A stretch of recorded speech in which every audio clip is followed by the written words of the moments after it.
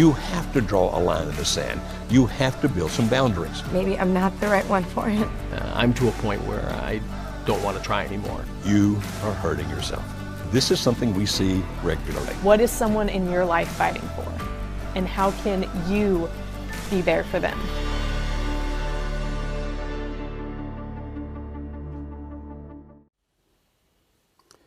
If you have ever felt betrayed, you know that it hurts. And betrayal can range from a minor betrayal that hurts, but not hurt magnificently, all the way up to major betrayal where you wonder, can I ever get over this or not? And if you've suffered betrayal, it could have been by a person, it could have been by a group, it could even have been done by perhaps an organization. But if you feel betrayed, what happens next?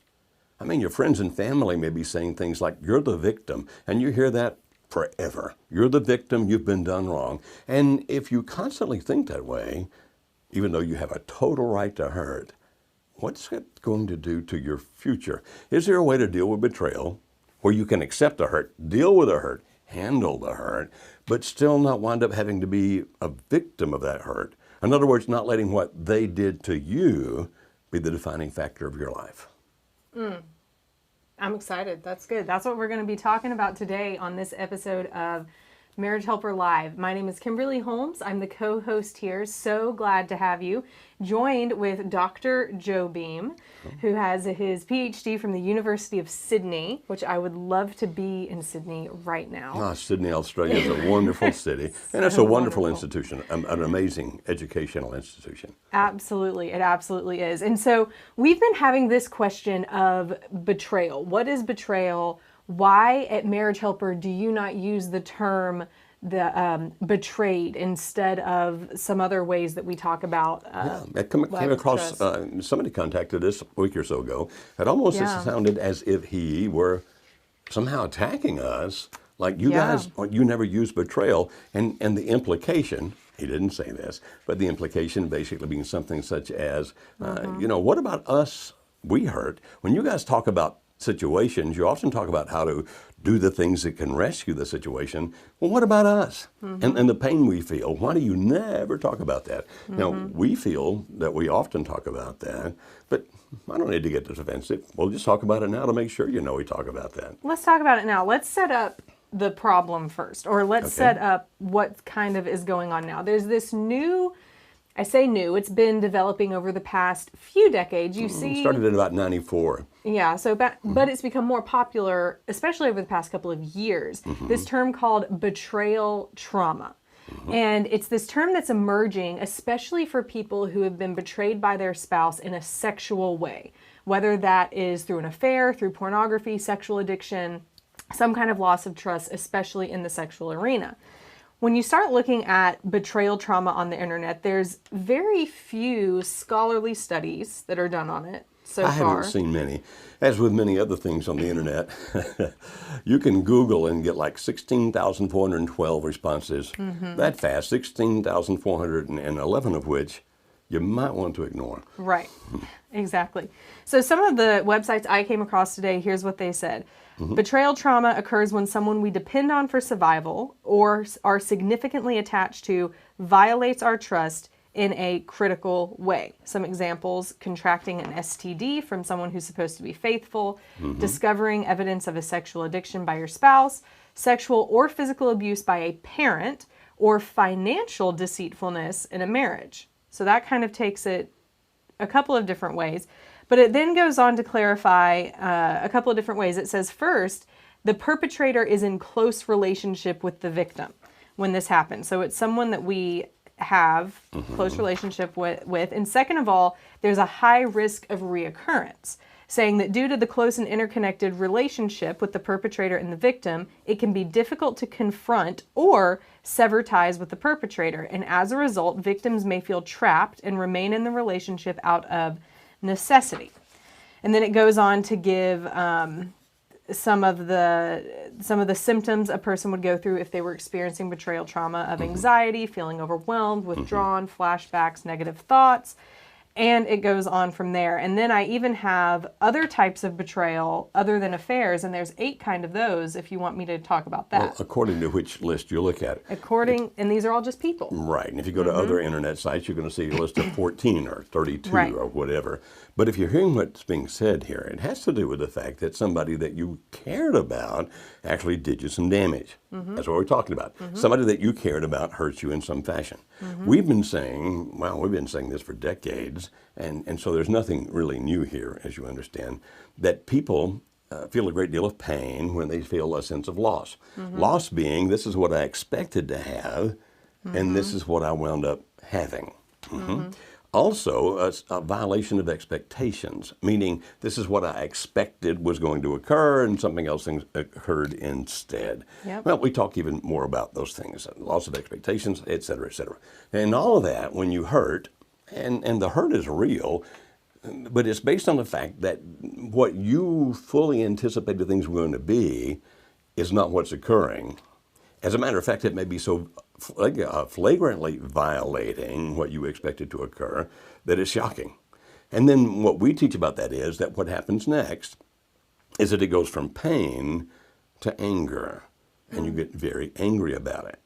So what these people are saying here, and we're not disagreeing with anything they say, it's very, very common, it makes sense, but it's really about this is what I felt I was owed, or at least should have been agreed to by the two of us to be part of what's going to happen here.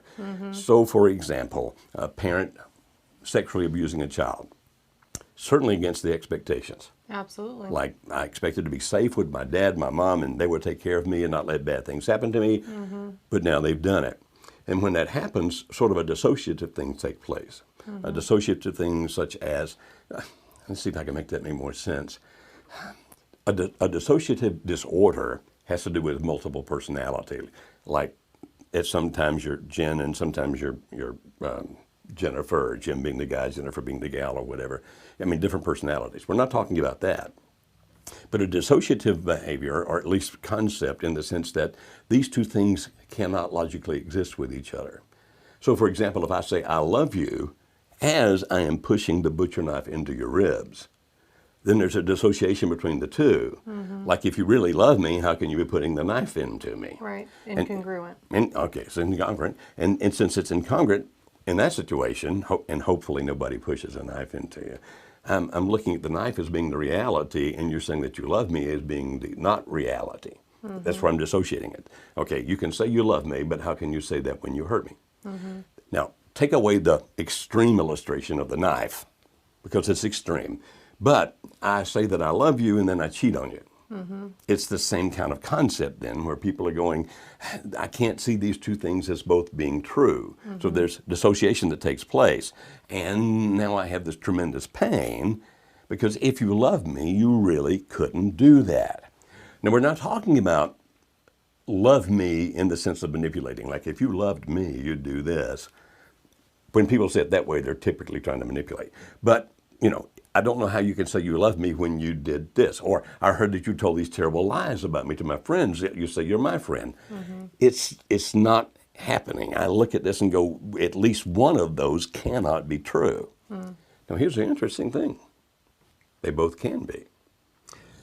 But we tend not to believe that they can be because it doesn't make sense to us. For example, can a person who is in love with one person wind up having a one-night stand with another person? And the answer to that is, yeah, it actually can and sometimes does happen. Now, it's bad, don't misunderstand. But yet now when this person gets caught and says, but I really still love you, always have loved you, never quit loving you, and the other person's not believing it now because these things don't fit, this person can actually be telling the truth. I really did love you. Now, I know you're out there right now going, oh man, you have missed it on this one, because that's an impossibility. If they do that, then they obviously don't love. And if you're the person who has been cheated on in that situation, I pretty well know that's what you're thinking and feeling, and thinking I'm an idiot. But if you're the person who was the loving one, who did that because being in the wrong place at the wrong time, or something else is going bad and out of control, that person sitting there watching you and me right now going, he's right. I did love, but I still did that stupid thing. And so the way people are hearing this right now, or based on what their experiences have been. No, can't be true because you did it to me and you couldn't have loved me. It is true because I did it to you, but I really did love you. Now understand, stay with us, don't leave us yet. I'm not saying that justifies in any shape, fashion, or form what this guy did, or gal, either one. Wow. I'm just saying that in this, what they're calling betrayal trauma, this dissociative thing of, how can I trust you again? That's where the great pain comes from that we want to discuss. Now, when you read through that, Kimberly, remember they said the second thing is a high likelihood of it occurring again. Right. Not necessarily so. Hopefully what they mean by that when they write that, if they know what they're doing, is that because you continue to be in relationship with the person, then there's a possibility the person can hurt you the same way again. Now that's true, but it doesn't mean there's a high likelihood that he or she's going to do it again. I was told just the other day, oh, no, I've heard all my life. If a person does it to you once, they'll do it to you again. Once a cheater, always a cheater. And our response is, we have worked with thousands upon thousands upon thousands of couples, and I can guarantee you, many of those people never cheated the second time. Never. So saying once a cheater, always a cheater, typically still said by somebody who has been hurt. You understand? As opposed to the one who's doing the hurting. Now, here's where I think the rub has come, and we read it last week and what was sent to us, like, you guys never talk about the betrayed people, and probably whoever wrote that right now, if he or she's watching this, is going, you're proving my point because you're still on the side of the betrayer. We're not just on the side of the betrayer. We're also on the side of the person being betrayed. Oh, what do you mean, Dr. Beam? You mean sometimes you really are on the side of the betrayer? Never in the betraying act. Never. We never on his or her side about the bad thing they did. Think about it this way. We're really on the side of the relationship. And that means if we're going to be able to help you guys put it back together, yes, there needs to be some mentoring, some helping, succoring, if you will, to the person who has been hurt. But if you just do that and that alone, then ultimately you just go away. Or make this person crawl on broken glass if you want to put it back together, which inevitably winds up working badly. Or, just as we heard yesterday, it's been 25 years and I never have been happy yet with how much he's been able to talk to me about it. 25 years and you're still the victim. Right. Well, that's not healthy for you, and what he did was awful. But it's still not healthy for you to be covered by that. Yep. 25 years later. And so when we say we're for the relationship, we're not on the side of the betrayer. We're really not. Any more than we're on the side of the person who's been betrayed. We're on the side of the relationship, helping you guys put it back together. And we'll never justify, condone, explain away, or in any way give support to the betrayal that was done. That's bad. Right.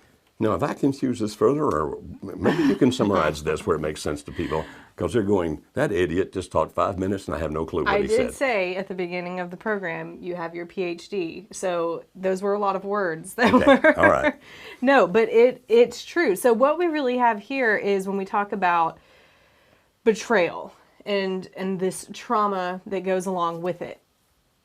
There's different types. There's different levels. Really, if I'm looking at it and I'm not a psychologist and I haven't done research in this field for this specifically, but the type of trauma a person experiences through PTSD, especially a soldier who's been in a combat zone, that level of trauma is going to be vastly higher than someone who just found out that their husband is watching porn. It's two different types. Although you may feel, if you're the wife who just caught your husband watching porn, you'll feel that mine is so big, it makes no difference if it compares to the soldier who was seeing his or her buddies blown apart.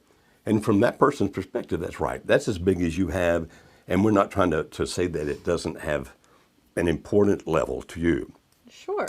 But we live in a world where that sometimes you just need to understand that in the scheme of things, right, as bad as this is, it could have Exactly. been so much worse. Putting your own situation into perspective. Yes. Because otherwise, anything that my husband or anything that my wife does, I can twist it and say, my expectation was that they were supposed to make me happy. When I Yes. entered into this marriage or into this relationship, the expectation was you will make me happy. And then as soon as that person does something that doesn't, whether they spend money I didn't want them to spend or they were hiding things I didn't want them to hide, we're all human. I mean, what it boils down to is while we don't ever justify someone's terrible actions that they do, Nope.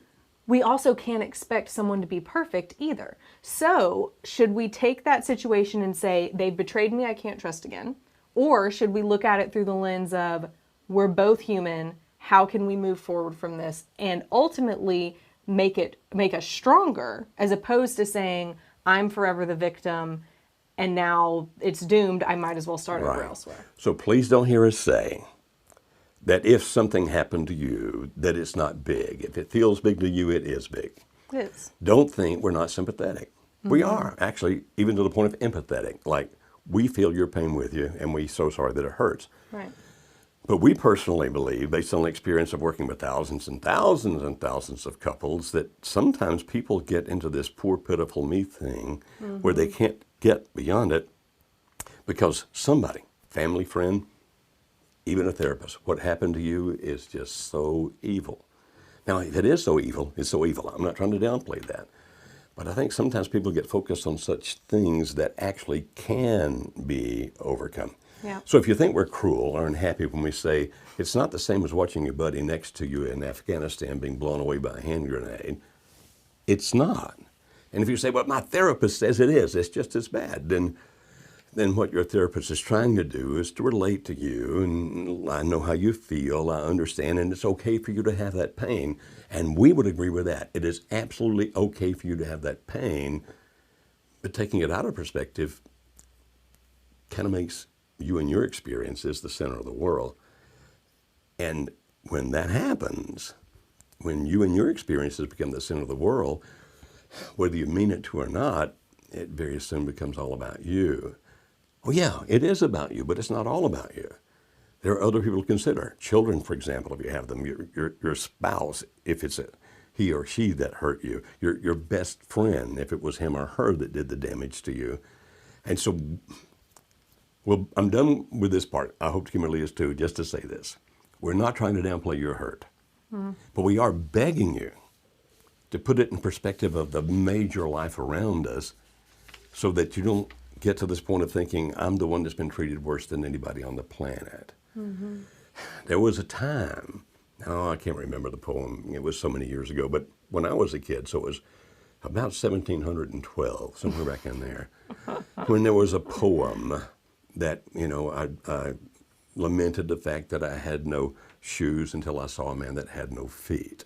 And then on and on and on. And the whole purpose of those poems back in the day was, look, accept the fact that what you have is not good, but try to understand that there's still situations at worse. First, so be thankful. Be thankful yours isn't any worse. And secondly, don't let your situation become the be-all, end-all of all situations. Try to continue to function within society. Try to continue to function within life.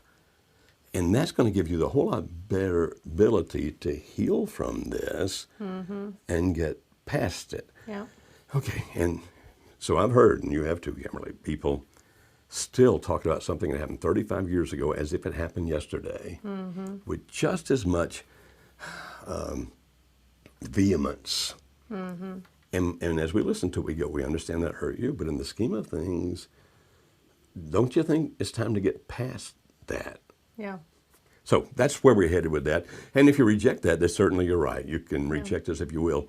But one thing that we always promise, and that's this. We'll tell you the truth. We'll be on your side. But we're not going to make it sound like that you're absolutely perfect unless you happen to be, but we haven't met that person yet. Or that the person that hurts you is absolutely evil. We're not going to take that position either, unless he or she happens to be, and there's some of those on the planet. Sure. But most of the time, the people we work with have been hurt by somebody else who was messed up. Yeah. I don't necessarily mean insane. I mean they have their own weaknesses, their own flaws, their own problems, and what they did to you may be totally evil, but as long as you consider them to be evil, you're probably not going to heal from it. Right. So what it boils down to for us is we don't want you to get stuck in a victim mentality. There you go. Of I want to wear this as a red badge of courage that I've been betrayed. I don't think that's what you want for your life either. We would rather see you take this situation that you've come out of and instead of being a victim of it, becoming a victor of it, moving forward, overcoming it, moving past it, and being able to say, this strengthened me. I was able to take this terrible thing and turn it into something amazing because I chose to react to it a certain way. Right. It was terrible. It shouldn't have Right. happened. The person should have Exactly. never done it to me. I have every right in the world to hurt. I do. I have every right to be angry. I do. Right. But live there? Right. Oh, please stop doing that. Right. Now, it can take a while and it can take some help to heal. But don't just stay there. Right. I love what you say. Don't continue to be the victim. Learn how to become a victor. Yeah. Because that's how you move on with your life. Right. No matter what. So what are those things that, let's talk about it from two different points of view. Let's talk about it from, okay, we have the person, and we'll continue to use this verbiage even though I don't like it. So we'll continue to use the person who was betrayed and the person who was the betrayer. So the person who was betrayed, they say, I don't want to live here anymore. I'm ready to move on. I don't want it to define me or who I am. What are the things that person can do now to start moving on? Well, if that is your decision, then it's based on what the relationship is. For example, if you're a husband whose wife has betrayed you because she slept with another man and you've made the decision, I'm not going to live like that, I'm not going to be like that, then go see an attorney. Go see your attorney and get it started, file the divorce, go through the process and end the marriage. You can do that, you know. You actually have that ability. It's a whole lot better, in my opinion, if you do that rather than stay just to make the other person miserable. Actually, I had a lady tell me that years ago. She said, the reason I stayed with him is to remind him every day for the rest of his life what a son of a, and then she filled in the blank, that he is. Well, at least don't do that.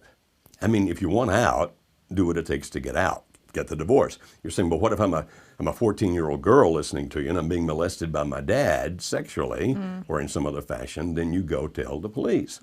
Now, you probably would start with a trusted teacher who then can put things, or go to see the guidance counselor at your school, but you see the right kind of authority to put things in motion, and then that eventually leads to getting you where you are in safety. If you're a wife whose husband's beating you and you think, I'll never be able to go through a divorce because as soon as he finds out I've filed, he's going to beat me and may even kill me. In that case, you go online and you look for things for battered women, and you'll see those 800 numbers and websites and find one that looks legitimate and call them and say, what do I do? And they have people who are trained to help you do that. So if you want out, then leave.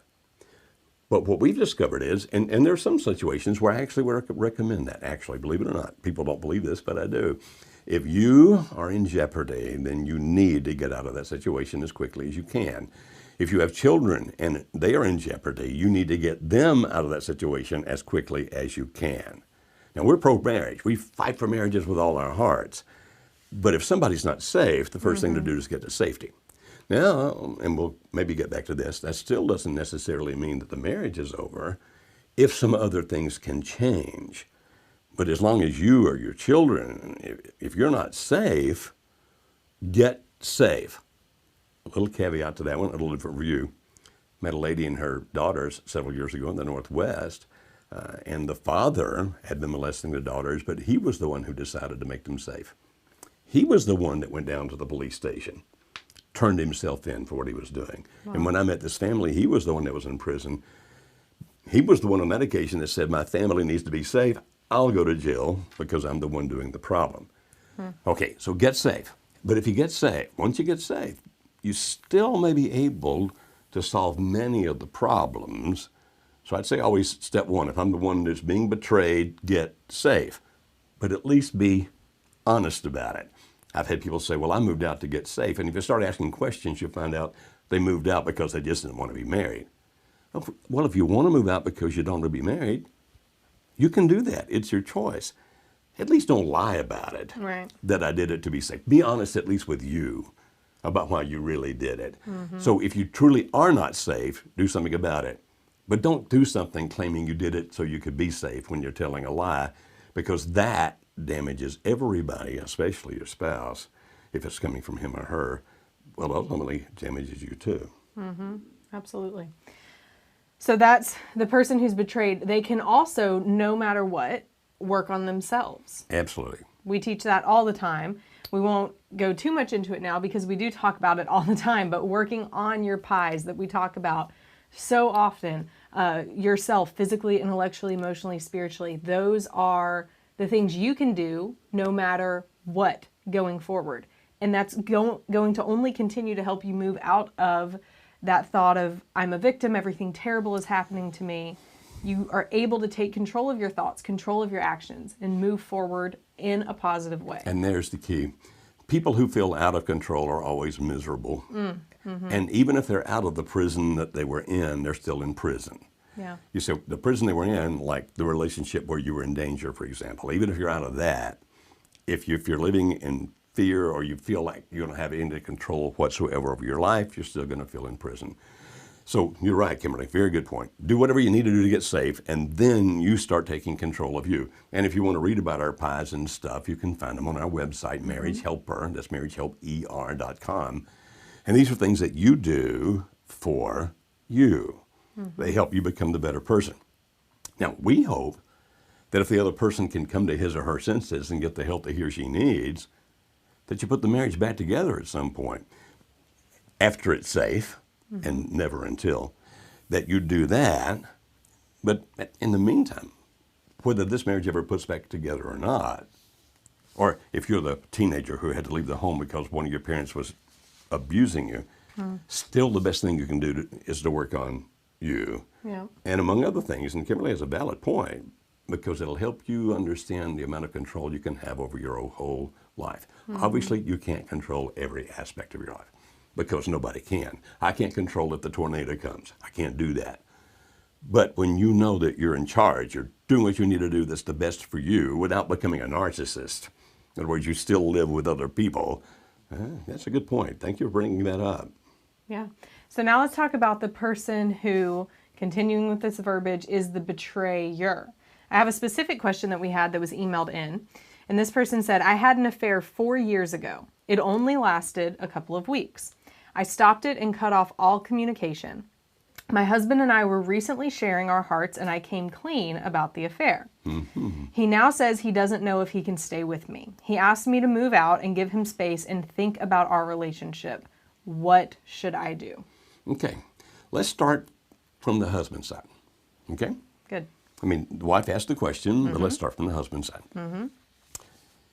Does he have a right to be hurt? Yes. What she did was wrong. He has a right to be hurt. Does he have a right in that pain to be angry? Yes, he has a right to be angry. Now, he's wanting her to move out or him to move out. He's wanting some kind of a change to happen there based on what you read. We would not necessarily recommend that. Obviously, it's your choice. You can do with your life what you wish. I'm not going to try to control it. But one of the reasons that it's probably not wise to move out is because neither one of you is in jeopardy. Now, I know that the husband probably feels like he's in jeopardy, and he probably feels like he's in jeopardy because if she cheated on me once, how do I know she's not doing it again? We'll get to that in a couple of minutes. But it doesn't sound like there's any physical jeopardy, at least, going on. And the day you separate, there is to some degree a sense of relief because you're not having to deal with that right in front of your face. And therefore, separating often makes it where it's much more difficult for the couple ever to work on the problem just because they experience some relief by separating. Therefore, we recommend don't separate. Your choice, but we recommend don't separate unless one's in danger. I mean, typically here we refer to physical danger, but even if it were strong emotional danger, like a person that just continues to berate you and control you and dominate you, even if he or she doesn't hit you. All right. Then the husband, in his betrayal, does have the right. And for you people out there who have been betrayed, who may be thinking, I don't think you guys have understood my side yet. Let me see if we can illustrate that we do. that husband has a right to get some kind of a support group to help him with his pain. He has a right to go see his minister if he's religious, his Christian rabbi if he's Jewish, whomever it might be based on what his religion is. He does have a right, absolutely right. As a matter of fact, it might even be extremely healthy for him to see a counselor or therapist that can help him with his pain. It's typically not quite as effective if he goes to see a counselor asking, what do I do about my marriage? Because think about what the counselor's saying. You walk in here telling me you're very upset, you're very hurt, you're very angry, your spouse has cheated on you, you don't think you can trust your spouse again, and you're saying for me to help you when it comes to your marriage? Here's the easy to help. Divorce. We hear that from people all the time who go see their counselors who tell them that. So if you see a counselor, I would recommend that you ask for help with the pain, the whatever you're going through there. And so the husband has all those rights. Now, are you hearing us, betrayed people? Pardon me. We're still fighting allergies here in Tennessee. Allergy season. I apologize for that. I hope I didn't blow your eardrums out. I didn't give the weekly weather update at the beginning of our show. I'm so sorry. I just could not control or help that. Now, back to her side. What can she do? Betrayed people really want to know that you know how badly you hurt them. Yeah. Right? Yeah. And so they also, by the way, they also have trouble believing that you know how much you've hurt them. And part of that is for a really good reason, and part of that's because you really don't. I mean, since you are not in his shoes, then you don't know exactly what it is that he feels. Right. But you do have an obligation. You have a responsibility, the best you can, to try to understand, I caused you a lot of pain. Now, how do you do that? Okay, so in this case, it was the wife, right? We would recommend, not only sits down and looks at him and says, I'm so sorry that I did that. I mean, she decided to confess. We would recommend that when he starts asking questions, which would be the typical response, that you try not to seem to be justifying your behavior as you answer the questions. So when he starts asking the questions, you say, well, you know, I was at that party at work the other night and I drank an extra drink I shouldn't have had and was not quite as together as I usually am. And, you know, we've been fighting before, and every bit of that sounds like you're about to excuse what you did. And the other person doesn't want to hear an excuse. Right. What the other person wants to hear is that you hurt me, you take responsibility and blame for hurting me, and then trying to understand how badly I feel that you hurt me. So when you answer those questions, be extremely careful not to answer in such a way that makes it appear that you're justifying what you did. Now think it through very carefully. Not like, oh, well, I wasn't. No. Try to think what he's going to hear. When I say this, is he potentially going to hear that as am I justifying my behavior? If so, don't say it that way, because the betrayed doesn't want to hear any excuses. And whatever you do, don't throw it back at the betrayed like, well, if you'd have been a better husband. Don't do that. That's not compassion. That's not understanding. Now, one other thing, and Kimberly can explain this better in just a second, we'd recommend that if he asks questions, that ask for a visual. Like, well, did you kiss him? Which would create a visual that you ask permission not to answer the questions like that. It's just going to put a mental image in your brain and my brain, and it's just not good for either of us. Please give me the grace not to have to answer that. And Kimberly can elaborate on that if you want to know more. And then it's about listening after you answer the questions. Then it's about listening to what he or she feels, in this case, the husband. Some of it is probably going to attack you. You're a slut. I thought you were somebody that you're not. Do not defend yourself. Well, me a slut? What about, don't do that. You listen. You don't defend yourself. You don't agree with things you don't think are true. Like, I've never been able to trust you because you've never been trustworthy. Don't say, you're right, I've never been trustworthy. Don't do that.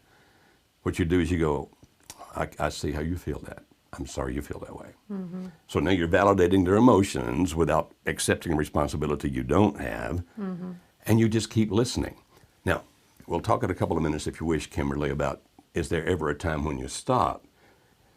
And the answer to that is yes. There does come a time when he should stop continuing to say boom, boom, boom, boom, boom, but not right now. For this couple, it's still early. He wants to be understood. Do you know you betrayed me? Yes. He has pain, he has hurt, he wants to make sure you hear that. Now, the second part of that, and I'll wrap it up very quickly, because it was, as you read on the internet, it says, because of the close proximity of that person, they have a chance to hurt you again. Well, they do. But this is then where not only do you reassure him, I'm not going to hurt you that way again, but that's when you start setting up whatever boundaries and criteria that you need to where you can't. That's when you turn over your cell phone and say, every night when I come home, you can check my text messages. I'll turn on the GPS, so anytime I'm not with you, you can see exactly where I am. And if you're thinking, I don't want to be controlled like that, we're not talking about giving up control of your life from now on. We're talking about something for a period of time so that the other person can start trusting you again. You need to rebuild that trust. And the first few months of that really should be where that you almost get treated like you are a prisoner. You're not, because you're volunteering it. But that you're making yourself that vulnerable, that transparent, that accountable, so your spouse can start trusting you again. Now, I went through a whole lot of answers to a short question. That was a good game plan for all of it. One of the things that we have here at Marriage Helper is coaching. So one of the benefits coaching would give to that situation is right now, the woman who submitted that question is not to the point of accountability because she's trying to just get her husband to talk to her, but he wants out.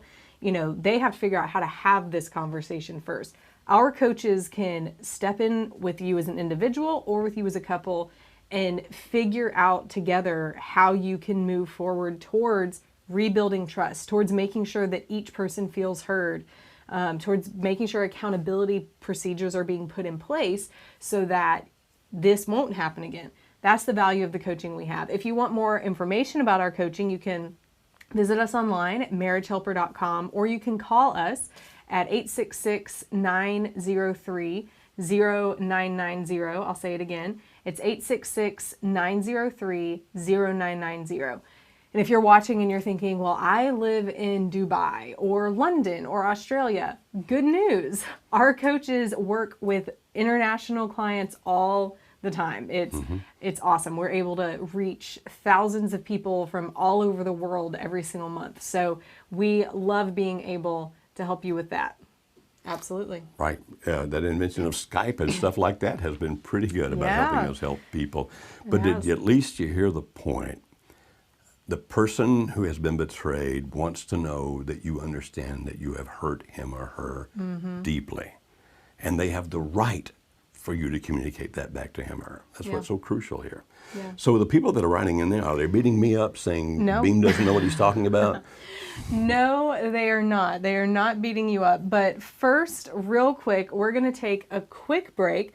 We're going to show a video that we have of name tag testimonials that are from couples who have come to our workshop, which is really awesome. And after that break, we are going to come back. We're going to be answering some of your live questions, and we're also going to be talking about the do's and don'ts of what to post on social media when your marriage is going through something. So don't miss that. We'll be back in just 1 minute.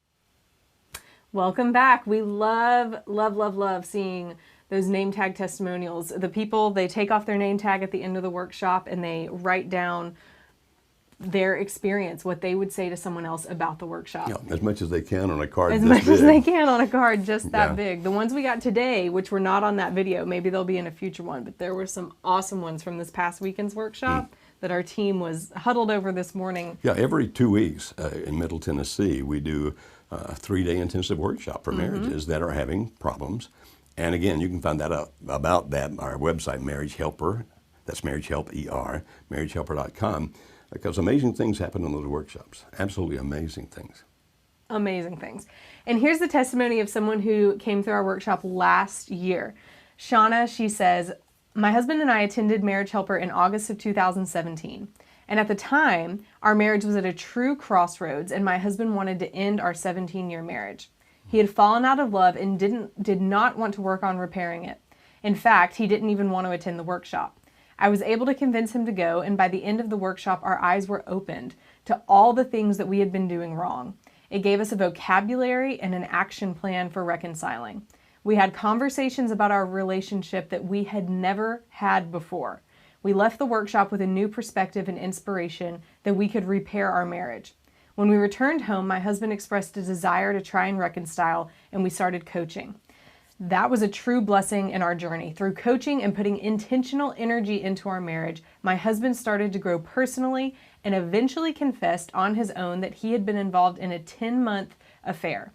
If it weren't for Marriage Helper and coaching, we likely wouldn't have survived that confession. Just like we were just talking about. Instead, my husband ended his affair and we continued coaching with a new focus. We ended up returning to another workshop in November of that same year, so just a few months later. And this time it was my husband's idea to attend the workshop a second time, to reinforce all the tools we had learned, and to further our commitment to understanding the infidelity and how to forgive and strengthen our marriage. The second time around, we heard things that we didn't hear the first time, and we left that second workshop more determined than ever to create a loving marriage and partnership. It's been 7 months since his confession and our full commitment to reconciling. We have focused on our love path, taking down bricks, and being friends again. I can tell you that our marriage is open, honest, and safe, and more loving than it has ever been. Fantastic. Yes, Marriage Helper saved our marriage, and I thank God often for bringing us to Marriage Helper. That's Shauna and James, and we love that. Oh, So did they win a T-shirt or They something? do. I just don't have them in my lap today to point out. But we'll send them a T-shirt. We'll send them some goodies from Nashville. And we want to hear your testimonies too, whether you've come through our workshop or you've done coaching or it's something you've heard on this program that you've implemented and it's made a change. Send those to us. You can email those at live@marriagehelper.com. That's LIVE at marriagehelper.com. And we look forward to hearing those and sharing those. And so we have every these week. I love my husband shirts, I love my wife shirts, I love My family. my family shirts. Absolutely. So they'll get to choose Cool. which ones they want. We'll ship those to them and it will be awesome. All right. So here's one of the things that I noticed. I don't know if you've noticed this. I don't know if you out there watching have noticed this, but people go crazy on Facebook. No, I've never noticed. Never noticed that, not once. People go crazy. They start posting things, I don't know, they were never taught. Their moms never taught them what to keep to themselves and what to share with the world. It blows my mind. So today I was thinking about this, just looking through some of my friends, some of what certain people were posting on Facebook, and I thought, I'm going to write out a list of some things to not do on social media and to do on social media, especially when it comes to your relationship. Because you can do more damage than good with the things that you put out there. Here's what people I don't think realize. What you put on the internet, on Facebook, on Instagram, on Twitter, I don't care what it is, it's out there. It's like you are posting an article in a newspaper. That's Actually similar. more. A newspaper has a limited circulation.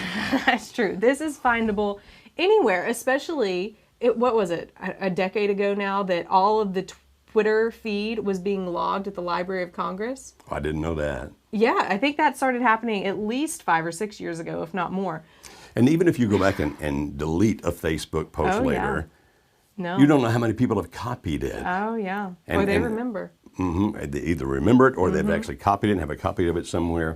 Because sometimes if I see one really interesting, I'll actually copy it and take it and keep a copy thinking, I want to remember that. But we're talking about relationships, not just in terms of husbands and wives, but I mean, it could be any relationship. Friends. Friendship, parents, kids. boyfriend, girlfriend. Boyfriend, girlfriend, any of it. So, first of all, when I was writing this down, it seems like we like to air our dirty laundry on social media for one of three reasons. Number one, consolation.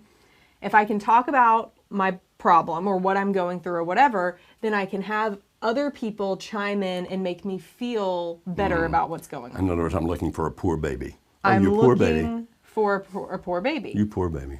Another reason is I want approval for what I've done. I want to share that I did something a certain way, and I want people to comment and let me know I did the right thing. So I'm looking for approval. Even if you did the wrong thing, people are telling you, man, good for you, you did that, and so Yeah. you feel better about it, even if you thought, maybe I shouldn't have. Right. Okay. Or we want attention. So I want the engagement. I want the likes. I want attention for what I've done because probably I'm really lonely in my personal life, and that's where I'm going to get this faux engagement, this attention that I'm looking for. Even if I'm surrounded by people, it could still be, I just want somebody to tell me I'm attaboy, give me a pat on the back. Right. Right. And if you look at a lot of the news sources that are coming out, articles, maybe even some journal studies saying that even though we are more connected now than we've ever been, people are lonelier now than they have ever been. Because we spend all of our time, I could be sitting right here next to you, but I can easily scroll on my phone and never engage in a real conversation with you. I actually saw that on the news in the last couple of days, that one poll that, was it 46%? I think that was the number. 46% of people said that they often or always felt lonely. 46%. So sad. And there's 2 billion of us on Facebook. Right, absolutely. So those are some of the reasons we might post the things that we post. But what we typically don't consider with what we post are these three things. How is what I'm about to post going to affect, first of all, me? We were talking about in a previous part of this show, which you can find if you're watching this later, you can find it back on the replay. But we were talking about how when we keep ourselves in a negative mindset, that we're a victim, that, oh, poor me, all of those things, if I continue to think that about myself, and that's what I post on social media, whatever one that is, then how is it going to continue to affect me that I continue to post that kind of stuff? I'm going to continue to think negatively. I'm going to continue down that same rabbit hole and never do anything to change. So there's one. We also don't typically consider how it affects the other person that we might be posting about. So for example, if Rob, my husband, and I get into this huge fight and it's about taking out the trash, and I decide to go to social media and I say, does anyone else have this problem with their husbands where you put the trash right in front of the door and they just seem to step over it, they don't even care? What is it that you're doing? How can you get your spouse to obey? I'd probably get a lot of engagement. Yeah, probably. Because there are probably a lot of guys who do something like that. Right. Or there's other wives who are going to chime in and say, oh, I have the exact same thing.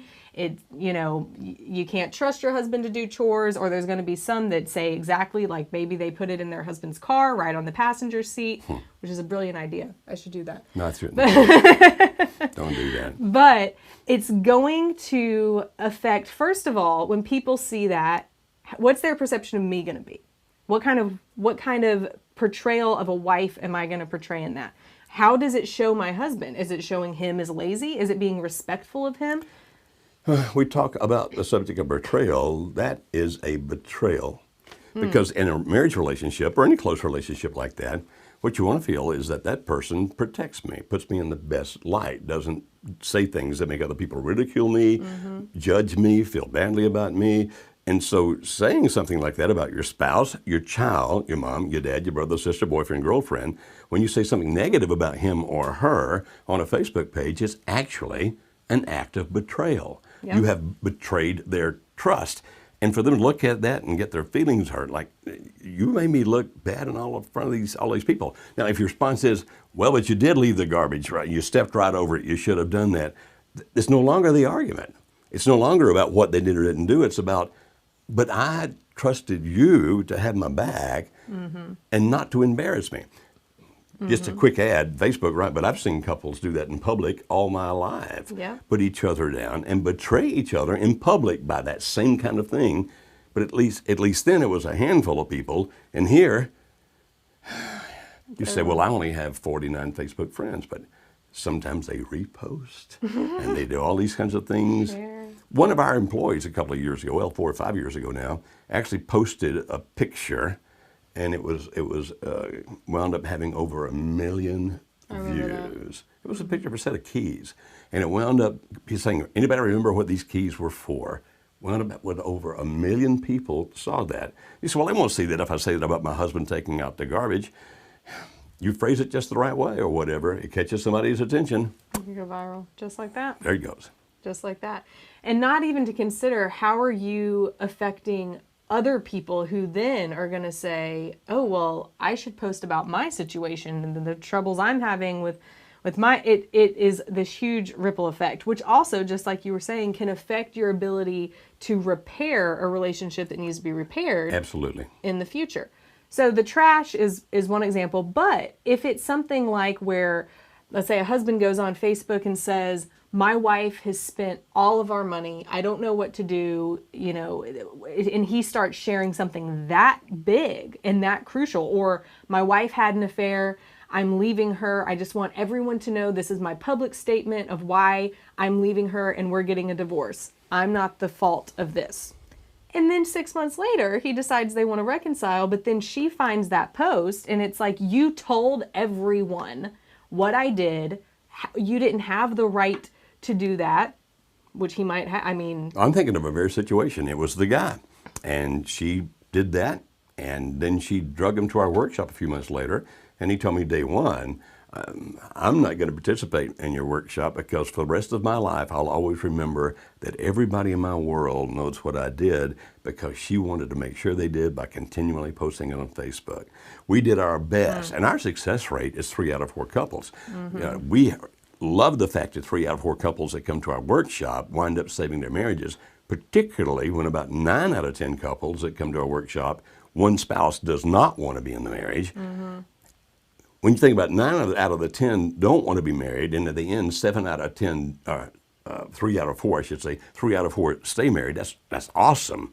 But this guy, we never got through because anytime we started making any progress, and we did a few times, and I thought, okay, we're going to be able to help these folks figure that out.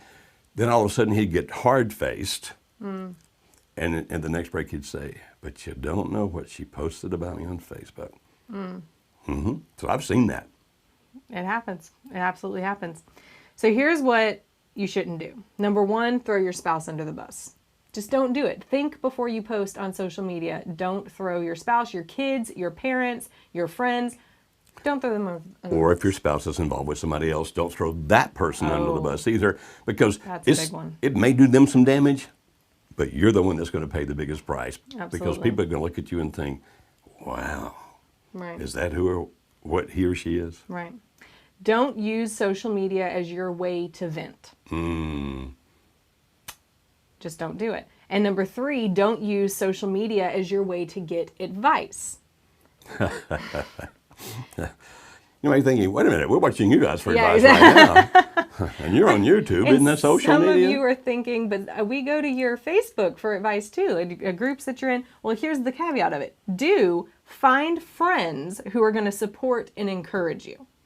So don't just let anyone out. You shouldn't go into Walmart or Target, take a big thing. What do they call it? Broadcast. What do they call these? Loudspeaker? Megaphone. Take a big megaphone and say, here's all of my dirty laundry, and then let people come to you to give you advice. That's not how you should pick who you hear from. The same goes for social media. Instead, you want to pick the people based on people who are in a good marriage or people who have good friendships, people who are like people you want to be like. Those are the people you want to surround yourself with and that you want to hear from. people who actually have good sense in that topic. Right. We have some Facebook groups, and we have well-trained moderators, administrators, I guess we call them, admins in those groups that are just absolutely amazing. Sometimes I'll go and look at one of those groups and see somebody make a comment or ask a question about their relationship and understand this particular group is it's full of people whose marriages are in trouble and they're trying to figure out how to save the marriages. And then I'll see how our admins respond, and it's just spot on. And then there'll be 42 other people in the group. And I'm looking at that going, oh, I hope you never read what that person just said. I know he or she means well. I know they mean well. Right. But if you follow that line of thinking, you might as well just end your marriage now, because that is destructive. And sometimes we'll actually say that. I'll actually post into there, please don't do this when this is destructive. And it's not because the people are trying to destroy you or hurt you. They're saying what they think. They just don't understand how to deal with those problems, and often their advice is very bad. Right. So find friends and talk to people offline, real people in real life when you can. Surround yourself with real community.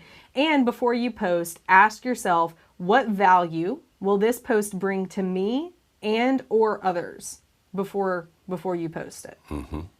Because And if you decide to talk to people offline, which we think you do need that kind of support system, absolutely, be careful about listening to them as well. If they love you a lot and they don't like what's happening because of the way somebody else is treating you, their advice is not going to be it's not going to be wise. It's not going to be balanced. It's going to be all about protecting you. And sometimes they can advise you to do some things that you really just ought not do. And it's not because they're bad people. It's just because either they don't know how to do it or they love you so much they're prejudiced toward you. So understand betrayal comes in lots of ways, but basically what it boils down to is this. I trust you. I expect you to have my back. I expect you to be on my side. I don't worry about you hurting me because the relationship we have together, I anticipate you being there for me. And betrayal is anything that violates that. And so, as Kimberly Will says, some of them are minor betrayals, even though they'll still hurt like all get out, but they're relatively minor. And then some of these major betrayals, but what we have discovered in working with marriages, for example, in trouble for, well more than 20 years now, more like 25 years we've been working with marriages and problems, not Kimberly, she's not as old as I, but in the 25 years I've worked with marriages, we have seen that even the most terrible of betrayals, if both do what they should be doing, the relationship can be reconciled and made good again. It can happen, even though there's hurt, anger, all kinds of things in between. we're going to go over, but I want to get to some of the live questions. Okay. If that works for you. So we have one question here. She says, my husband had an emotional affair over a year ago. He says it's been over for a year, but he won't talk about it or to us. We're separated, but not legally. I'm healing and I want us to move forward, but he continues to act like we're divorced. She continues on to say that he's only around to do fun things with the kids who are 17 and 19 years old. He has no pressure, no responsibilities to maintain daily household, and doesn't want to discuss anything emotional. And I'm afraid I'll push him away, but I don't know if he'll come back if I don't start doing something. How can we work on things when we're separated? You say that it's harder, but how can we do it? Okay. Sometimes, first of all, I understand your frustration about this. Obviously, you still love the guy.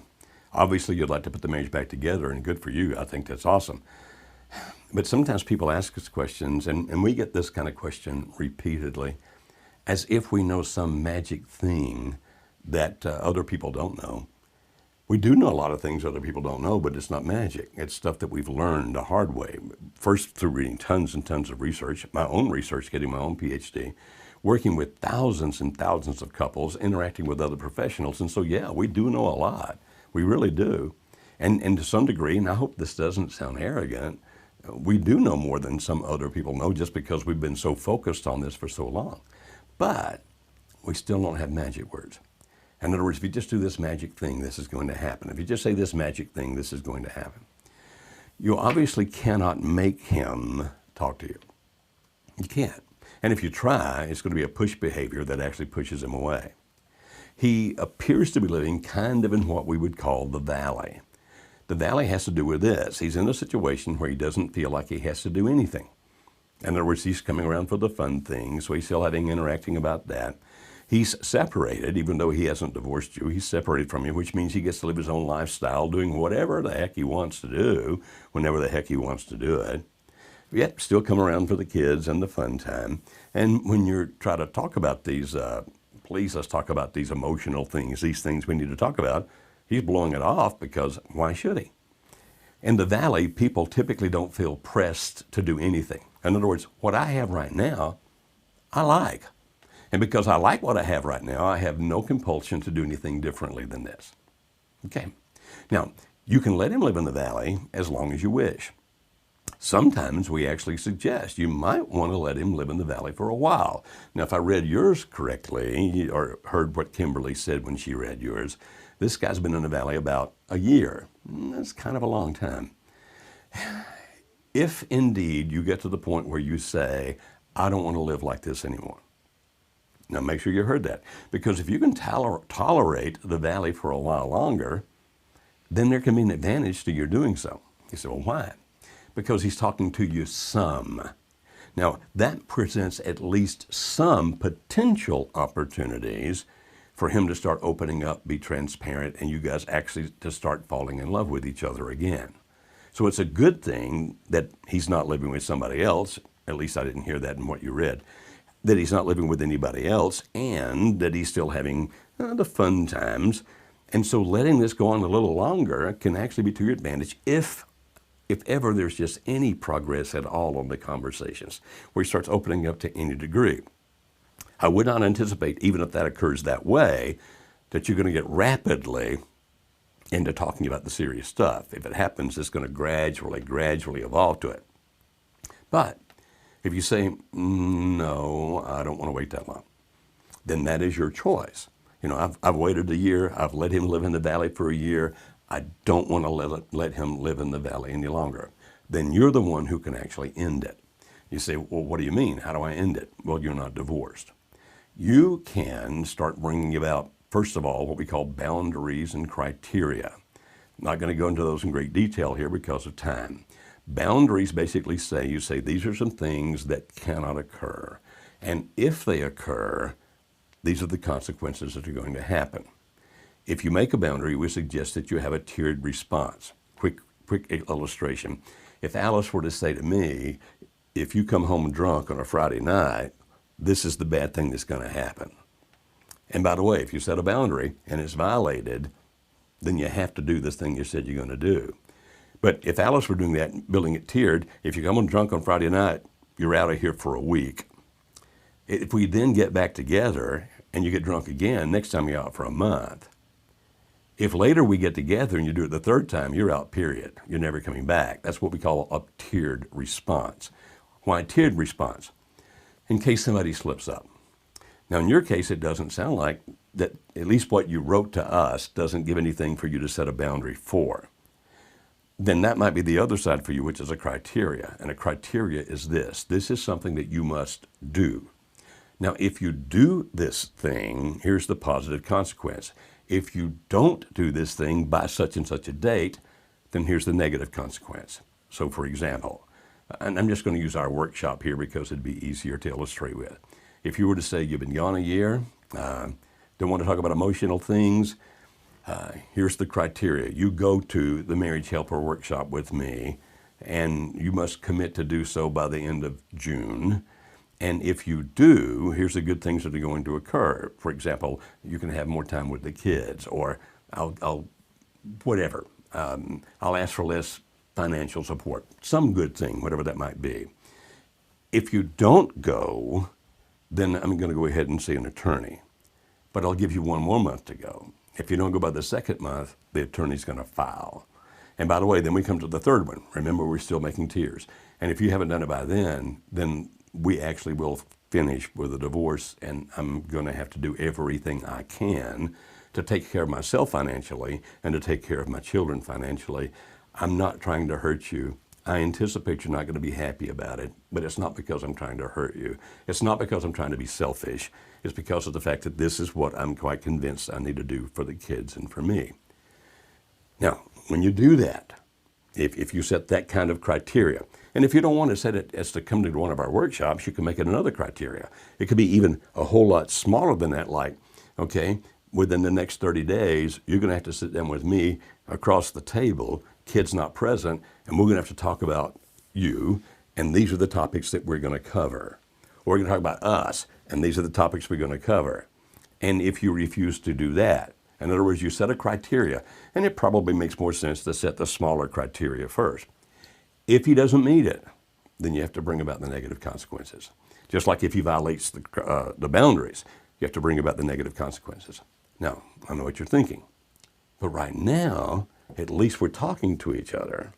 If I do either boundaries or criteria, it may be the end of us. And the answer is that's correct. It may. Because at that point, you're jolting him into some kind of action. And if he doesn't take that action, you're going to do what you said you're going to do. Because if you set a boundary or criteria and then you don't do what you said you're going to do, you actually back up another 500 feet, and that's not good for you. And so, yeah, it's a roll of the dice. I don't know him, you do. You may have a better guess as to how he will react. But if you do that, then you're going to take things off dead center like they are now. So here's the question. Should I live in the valley a little bit longer to see, because he does come around, that maybe we can evolve into a better relationship? If so, and if you can do that, maybe you let it go for a while longer. How long? Up to you. At whatever point when you think, that's it, can't live like that, something's got to happen, then if there's something that needs to stop, boundaries. Something that needs to start, criteria. Now, if you go to, is it iTunes? Or Google Play. And do what? So whichever you use, iPhone or Android, you can go to iTunes or Google Play and search for Marriage Radio. And that's our podcast. So all of these shows are now uploaded as podcasts, but we have over 130 previous episodes on there as well. And what you're looking for, if you go there, then you look for the one entitled The Definitive Guide to Boundaries. I think it's a YouTube show too, though. Oh, it may be. The Definitive Guide to Boundaries by Dr. Joe Beam, or Marriage Radio.